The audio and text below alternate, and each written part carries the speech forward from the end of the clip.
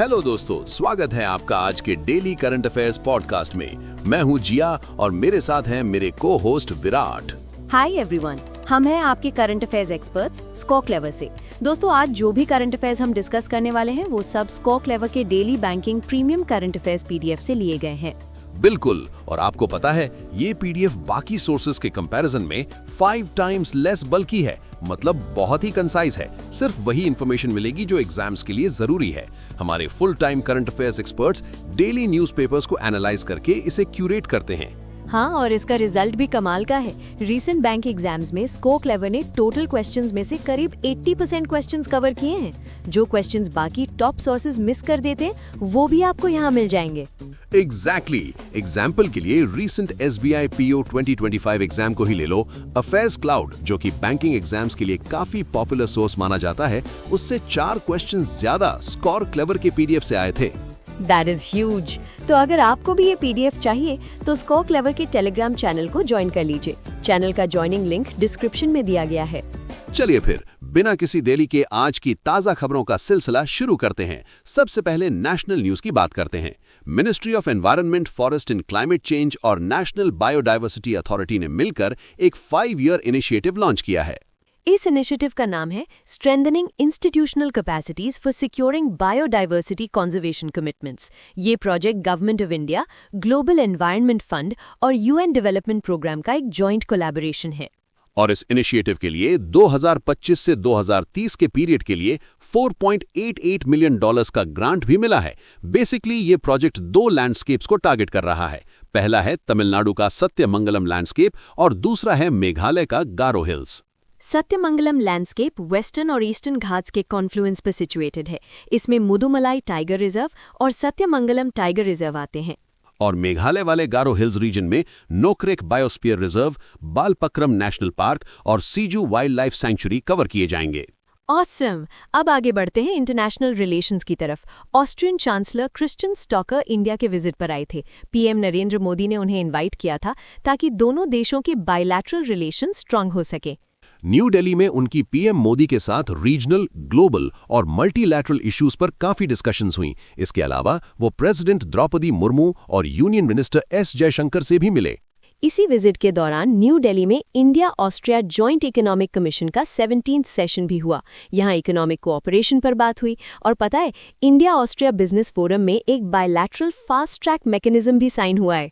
Fast track mechanism आसान भाषा में कहें तो ये एक VIP पास की तरह है जो दोनों देशों के बीच इन्वेस्टमेंट्स को स्पीड अप और फैसिलिटेट करेगा। विजिट के एंड में अलग अलग सेक्टर्स में मल्टीपल एग्रीमेंट्स भी साइन हुए। ग्रेट। अब एनवायरनमेंट से जुड़ी एक और बड़ी खबर है। यूनियन मिनिस्टर भूपेंद्र यादव ने अनाउंस किया है कि उत्तर प्रदेश के अलीगढ़ में जो शेखा झील बर्ड सैंक्चुरी है उसे अब एक रामसर साइट का डेजिग्नेशन मिल गया है। Ramsar site basically international importance वाले वेटलैंड्स होते हैं जिन्हें कंजर्व करना बहुत जरूरी होता है। तो इस नए एडिशन के साथ इंडिया में टोटल रामसर साइट्स का नंबर अब 99 हो गया है। बिल्कुल, और उत्तर प्रदेश में अब टोटल 12 रामसर साइट्स हो गई हैं, जो कंट्री में 2nd हाईएस्ट है। तो फर्स्ट पर कौन है? फर्स्ट पर है तमिलनाडु। फरवरी 2026 के डेटा के अकॉर्डिंग तमिलनाडु में सबसे ज्यादा यानी 20 डेजिग्नेटेड वेटलैंड्स हैं। सही कहा। अब एजुकेशन सेक्टर की बात करते हैं। All India council for technical education ने मिनिस्ट्री ऑफ एजुकेशन के अंडर वाणी स्कीम का 3rd एडिशन लॉन्च किया है न्यू दिल्ली में। वाणी का मतलब है vibrant advocacy for advancement and nurturing of indigenous languages. इसे AICTE चेयरमैन योगेश सिंह ने इनॉग्रेट किया। इस स्कीम का मेन एम है इंडिजिनस लैंग्वेजेस यानी हमारी अपनी भारतीय भाषाओं में टेक्निकल एजुकेशन को बढ़ावा देना। ये स्कीम 2026-27 पीरियड के लिए है और इसके लिए ₹4 करोड़ का एनुअल आउटले रखा गया है। कॉन्स्टिट्यूशन के 8th शेड्यूल में जो 22 इंडियन लैंग्वेजेस लिस्टेड हैं, उनमें इवेंट्स को सपोर्ट करने के लिए ये फंड यूज होगा। That is a great step. अपनी भाषा में टेक्निकल चीजें समझना काफी आसान हो जाता है। चलो अब इकोनॉमी की न्यूज पर आते हैं। Department for promotion of industry and internal trade ने startup India fund of funds 2.0 के लिए ऑपरेशनल गाइडलाइंस इशू कर दी हैं। ये स्कीम नेशनल स्टार्टअप इकोसिस्टम में कैपिटल फ्लो को स्ट्रीमलाइन करने के लिए है। इसका टोटल कॉर्पस ₹10,000 करोड़ है। विसिल, बहुत बड़ा अमाउंट है। इस स्कीम में कैपिटल का एलोकेशन कैटेगरी 1 और 2 ऑल्टरनेटिव इन्वेस्टमेंट फंड्स के थ्रू होगा जो सेबी से रजिस्टर्ड हैं। और ये ऑल्टरनेटिव इन्वेस्टमेंट फंड्स क्या हैं? बेसिकली ये वो फंड्स होते हैं जो ट्रेडिशनल तरीके जैसे स्टॉक्स या बॉन्ड्स में इन्वेस्ट ना करके स्टार्टअप्स और प्राइवेट इक्विटी में इन्वेस्ट करते हैं। एग्जैक्टली और इन फंड्स को उन स्टार्टअप्स में इन्वेस्ट करना होगा जो DPIIT से रिकग्नाइज्ड है।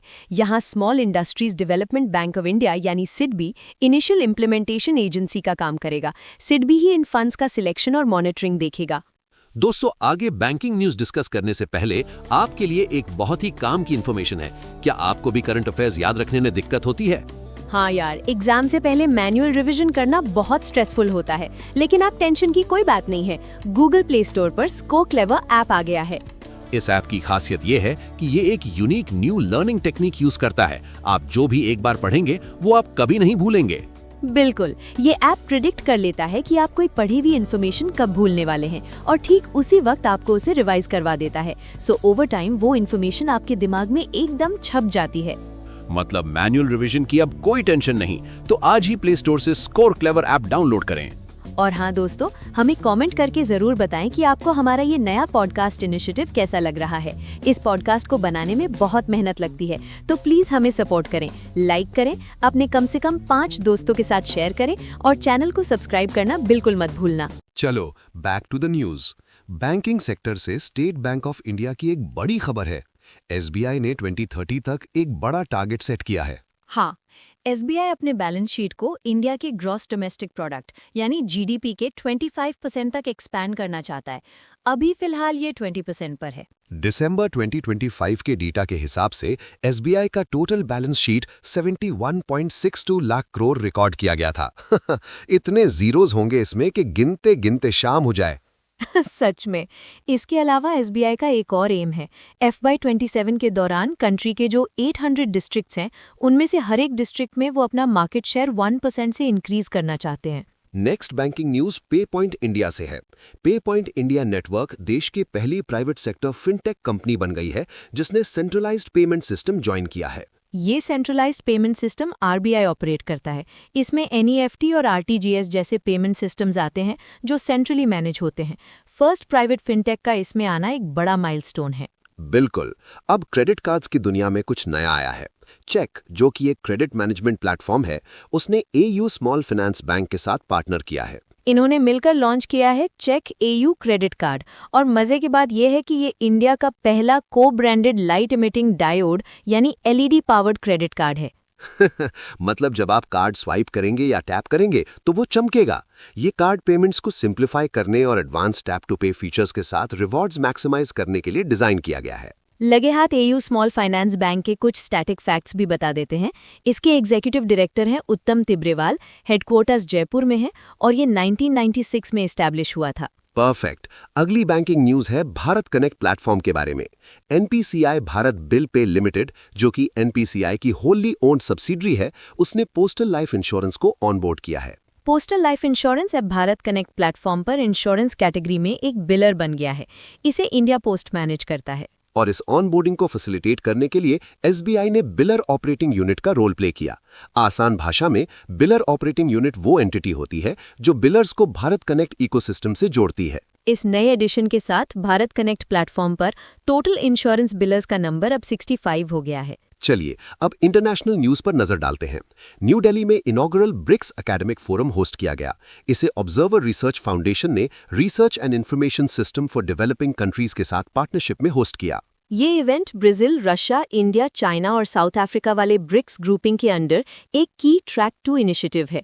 2026 के लिए ब्रिक्स की चेयरशिप इंडिया के पास है। ट्रैक 2 इनिशिएटिव का मतलब होता है नॉन गवर्नमेंटल इनफॉर्मल डिप्लोमेसी, जहां एकेडमिक्स और एक्सपर्ट्स मिलकर पॉलिसी रिकमेंडेशंस बनाते हैं। ये फोरम 18th ब्रिक्स समिट के लिए एक एडवाइजरी प्लेटफॉर्म की तरह काम करेगा। इस बार के समिट की थीम है building for resilience, innovation, cooperation and sustainability. सारी डिस्कशंस 4 कोर पिलर्स पर बेस्ड होंगी: रेजिलियंस, इनोवेशन, कोऑपरेशन और सस्टेनेबिलिटी। इस इनिशिएटिव में 13 इंटरनेशनल स्पीकर्स इन्वॉल्व हैं और इंडिया के साथ साथ अब्रॉड में भी कई मीटिंग्स होंगी ताकि लीडर्स के लिए रिकमेंडेशंस डेवलप की जा सकें। अब बिजनेस सेक्शन की बात करते हैं। टाटा स्टील LTD ने Germany based Paul worth SA, जो SMS ग्रुप का हिस्सा है, उसके साथ एक डेफिनेटिव एग्रीमेंट साइन किया है। वो दुनिया की पहली large scale EASM melt technology implement करने वाले हैं। EASM मेल्ट का फुल फॉर्म है electrically assisted syn gas smelter. ये टेक्नोलॉजी झारखंड के जमशेदपुर प्लांट में एस्टैब्लिश की जाएगी। इसका main purpose steel manufacturing process के दौरान कार्बन इमिशंस को काफी हद तक कम करना है। बहुत ही बढ़िया ग्रीन इनिशिएटिव है ये। ग्रीन इनिशिएटिव से याद आया, अवार्ड सेक्शन में एक ग्लोबल ग्रीन आइकन अवार्ड की खबर है। हाँ, जे संतोष कुमार जो कि एक फॉर्मर मेंबर ऑफ पार्लियामेंट और एनवायरमेंटलिस्ट हैं, उन्हें ग्लोबल ग्रीन आइकन अवार्ड से सम्मानित किया गया है। ये अवार्ड उन्हें लंदन के हाउस ऑफ लॉर्ड्स में हुए वर्ल्ड क्लाइमेट लीडर्स कॉन्क्लेव 2026 में दिया गया। ध्यान देने वाली बात यह है कि वो 2018 में राज्यसभा के लिए इलेक्ट हुए थे और वो तेलंगाना स्टेट को रिप्रेजेंट करते थे भारत राष्ट्र समिति पार्टी से। चलिए अब वर्ल्ड इकोनॉमिक फोरम की एक लिस्ट के बारे में बात करते हैं। WEF ने young global leaders class of 2026 announce किया है। इसमें 55 कंट्रीज से 118 इंडिविजुअल्स फीचर हुए हैं। इस लिस्ट में कई प्रोमिनेंट इंडियंस के नाम भी हैं, जैसे कि जय शाह, ईशा अंबानी, सुमित गुप्ता, अभिषेक बंसल, अमेव शर्मा, सुहानी जलोटा, अनिकेत डोगर, सुप्रिया पॉल, डॉक्टर एडमंड क्लिंट फर्नांडिस और नात्सुकी सुगाई। ये young global leaders initiative WEF ने 2004 में एस्टैब्लिश किया था। इसका एम है 40 इयर्स से कम एज वाले इन्फ्लुएंशियल लीडर्स को आइडेंटिफाई करना। ये एक 5 ईयर लीडरशिप प्रोग्राम है जो जिनीवा, स्विट्जरलैंड में बेस्ड है। फाइनली ऑबिचुरी सेक्शन से 2 खबरें हैं। पहली है भगवान दास रायकवार जी के बारे में, जिन्हें प्यार से दाऊ कहा जाता था। वो बुंदेली मार्शल आर्ट्स के पायनियर थे। उनका मध्य प्रदेश के भोपाल में निधन हो गया है। उन्हें इसी साल 2026 में पद्मश्री से भी नवाजा गया था। दूसरी खबर आंध्र प्रदेश के फॉर्मर सीएम नदेंद्रा भास्करा राव जी के निधन की है। वो 90 इयर्स के थे। उनका पॉलिटिकल करियर काफी इंटरेस्टिंग रहा है। वो सिर्फ 31 डेज के ड्यूरेशन के लिए सीएम रहे थे, जो कि स्टेट की हिस्ट्री में one of the shortest tenures है। हाँ, उन्होंने NT रामाराव की एब्सेंस के दौरान ऑफिस अज्यूम किया था। तो दोस्तों, ये थी आज की सारी इंपॉर्टेंट करंट अफेयर्स खबरें। हमने हर एक डिटेल को अच्छे से कवर कर लिया है। जाते जाते आपके लिए एक और एक्साइटिंग अनाउंसमेंट है। क्या आप अपनी प्रिपरेशन को टेस्ट करना चाहते हैं? तो ज्वाइन कीजिए करंट अफेयर्स लीग क्विज। ये टेलीग्राम पर डेली रात 8 बजे होता है। इसमें हम सेम डे के करंट अफेयर्स पर क्विज करवाते हैं। आप इसे IPL फॉर करंट अफेयर्स समझ लीजिए। हर महीने एक नई लीग स्टार्ट होती है और मंथ एंड तक स्कोर्स काउंट होते हैं। जो विनर्स होते हैं उन्हें मिलते हैं एक्साइटिंग रिवॉर्ड्स। तो मजे मजे में प्रिपरेशन भी हो जाएगी और इनाम जीतने का मौका भी मिलेगा। Telegram channel current affairs league को ज्वाइन करने का लिंक डिस्क्रिप्शन में दिया हुआ है। आज ही ज्वाइन करें। आज के पॉडकास्ट में बस इतना ही। कल फिर मिलेंगे नई ताज़ा खबरों के साथ। तब तक के लिए keep studying and keep scoring clever. Bye bye दोस्तों, टेक केयर।